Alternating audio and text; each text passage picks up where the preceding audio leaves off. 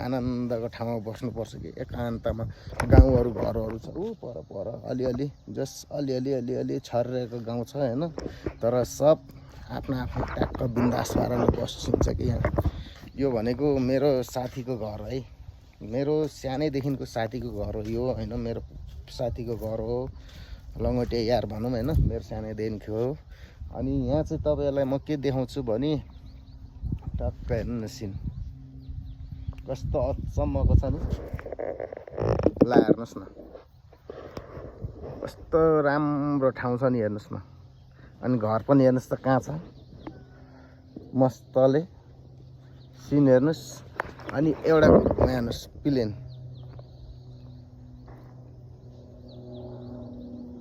Plain उडिरहेको छ हेर्नु है साथीहरू। टक्क यहाँ भनेको हामी अहिले भनेको काठमाडौँदेखि अलिकति 50-60 किलोमिटरभित्र छौँ है। म यो साथीको गाउँमा आएको छु। यो ठाउँको नाम हो नुवाकोट पोखरी भन्छ यता तल, यहाँ बादलले छेकेको छ, पोखरी भन्ने ठाउँ हो। अनि यहाँ चाहिँ एकदम मस्तको ठाउँ छ क्या, फ्यामिली लिएर बस्ने ठाउँ लाइक छ एकदम। यस्तो ठाउँमा बस्नुपर्छ। मौसम पनि पानी पनि सिमसिम गरेछ, यस्तो आनन्दको ठाउँ। बादल एनी टाइम हेर्नु पाइन्छ कि, बादल माथि छौँ क्या हामी अहिले। म जाडो भयो, जाडो ओह किन ए हो यतापट्टि पारी यतातिर गयो भने हिमाल छ साथीहरू, अलि हिँड्नुपर्छ, पानी परिरहेछ। त्यो देखाउनु अघि हिजो चाहिँ गएर फोटोसोटो खिचेको थियो, अलिअलि टिकटकमा हालेको हो। अनि यहाँ हेर्नुहोस् न, यहाँ हिमाल पनि देखिनु पाउँछ, एकदम हाइटमा छ कोठाहरू घरहरू, एकदम रमाइलो। यो साथीको गाउँ घर हो होइन, साथीको तल पनि जग्गाहरू छ भन्नै। अनि साथीहरू कस्तो लाग्यो तपाईँहरूलाई यो ठाउँ हेर्नु होइन? हो यस्तो ठाउँमा अझै म भिडियोहरू बनाइरहेको छु, तपाईँहरूलाई देखाइरहेको छु।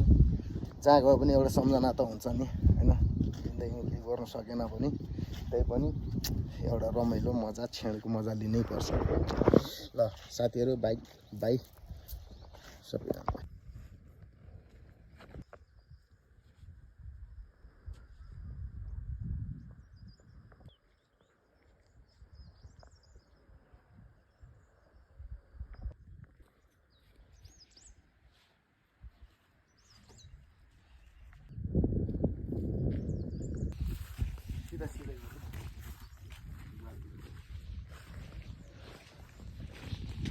त्यहाँ यो रुख पनि निकाल्ने है झट्ट एउटा।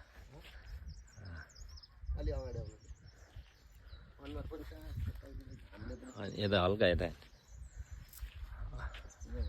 अलिकति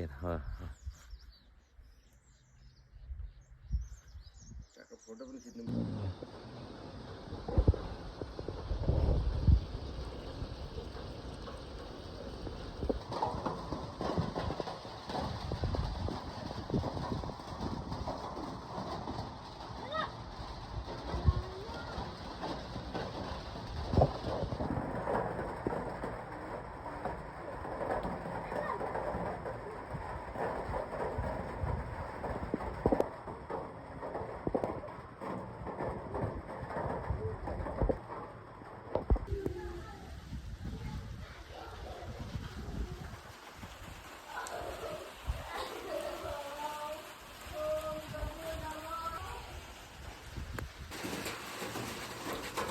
गरी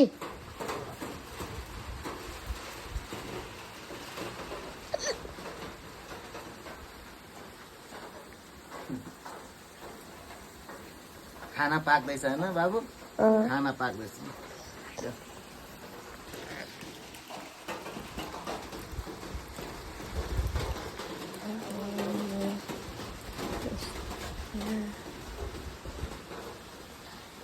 हेलो माम पाक्दैछ, पानी परिरहेछ, आज गाडी पनि पाइएन। ए साथीको घरमा के भन्नु, इस्कुस र सुकुटी पाक्दैछ। यसो पानी परेको बेला हल्का ए बाबुहरूसँग हिरोहरू जाडो भयो। साथी न पल्लो डाँडा देख्छ न घर देख्छ छेउछाउको, यस्तो कुरो लागेछ। ए यहाँ त एकान्त ठाउँमा एउटा घर मात्रै छ, यो यस्तो रमाइलो डाँडा पनि छ, डेन्जर पनि छ, पानी परेको परै। तर आज चाहिँ यहीँ साथीकोमा खाना खाने है। चट्ट दाल पाक्दैछ यहाँ, भात पाक्यो, यो अलि पिटी इस्कुस हो। ल साथीहरू बाई, अर्को भिडियोमा फेरि भेटौँला है।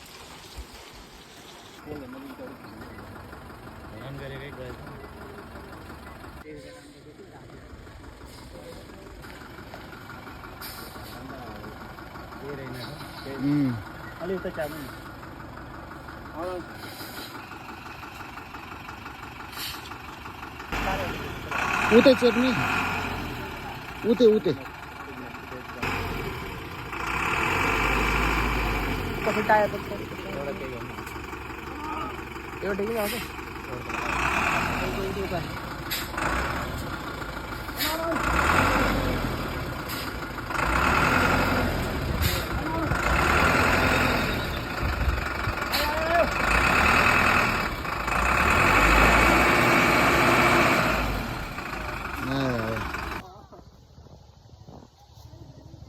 बाटो जाम, बाटो जाम।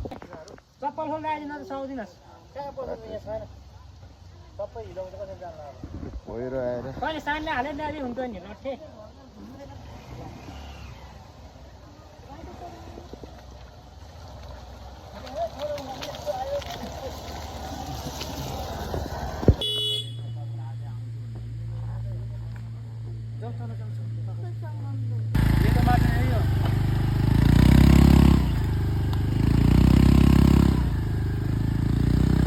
खाली खुट्टा पनि